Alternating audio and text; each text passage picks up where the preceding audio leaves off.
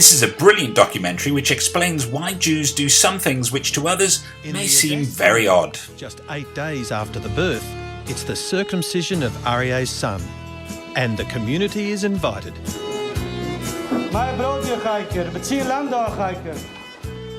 As is custom, Aryeh's father brings the baby in.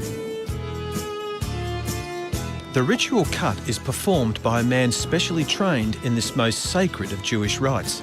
The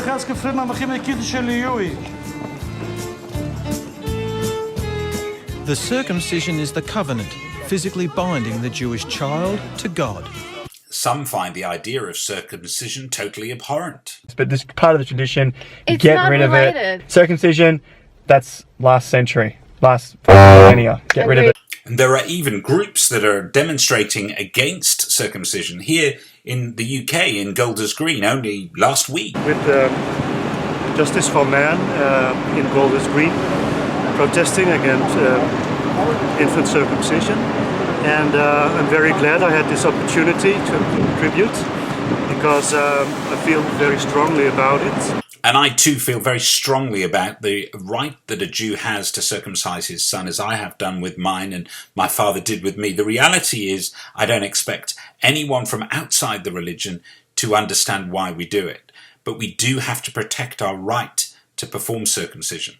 And that is a difficult pill for some people to swallow. I guess it's like a subject that is close to my heart because of human rights, and I think that ties in very closely with animal rights, of course. You know, it's all living beings' rights, and for someone to be 7 days old, to have a decision made like that for you, which affects you for the rest of your life, however big or small, no pun intended, I cannot agree with that sort of thing. There are things that adults do to their bodies which are questionable, and certainly exposing children to smoke inhalation, medication, and medical intervention. Well, that's a choice that we make for children without their say-so. And circumcision is the same. We as adults, Jewish adults, wish to connect our children to their heritage. Just as many countries across the world have traditions, so does Judaism have a tradition. This is one of the oldest. We just need to let this be. We feel very privileged to bring a child into the world here in Australia, where we can raise him consistent with our traditions and our beliefs and our faith. This documentary sought to explain, in the context of everyday life, why we do certain things. To focus on repentance on Yom Kippur, Jews fast for 25 hours. Like other Orthodox Jews, Adass members go one step further. They cleanse their minds, waving money over their heads to symbolically atone for their sins. And some of those sins can be fairly significant, waking up to these headlines and this news story. An Orthodox Jewish school in Elstonwick has been ordered to pay more than $1 million to a former student sexually abused by a former headmistress. Malka Leifer was hired from Israel but fled when the allegations surfaced. While Malka Leifer fights extradition proceedings, the scandal is an extremely touchy subject for Adass. And this continues to be a very touchy subject for both the Jewish community at large as well as the Adass community. Malka remains untried on this matter. And what does the Adass community have to say about it? We got rid of it. Unlike a lot of the other schools, they knew they had abusers there for 20 and 30 years and did nothing about it. The second we found out about it, we got rid of it. Whatever way we got rid of it, it was correct or not so correct, but we got away from the kids. We didn't want her in the community. So reading headlines like this must be as disturbing for the members of the Adass community as it would for the families involved. And yet, the words of the community leader himself do seem fairly hollow. We got rid of it. We got rid of it. We got rid of it. And in this past week, we've seen Tel Aviv celebrate gay pride as only Tel Aviv can, with Jews and non-Jews from all over the world converging in a march of great solidarity. And it takes a Jewish community to really have a party.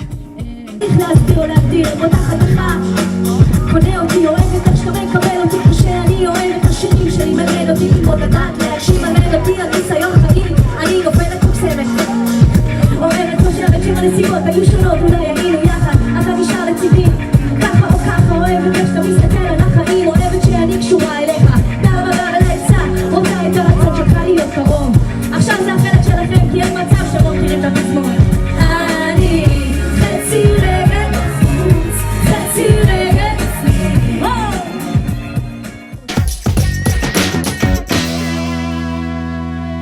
What we are doing here is trying to address leaders from various positions, various fields in Israel, to come and to visit and to learn and to discuss, because it's not going one way.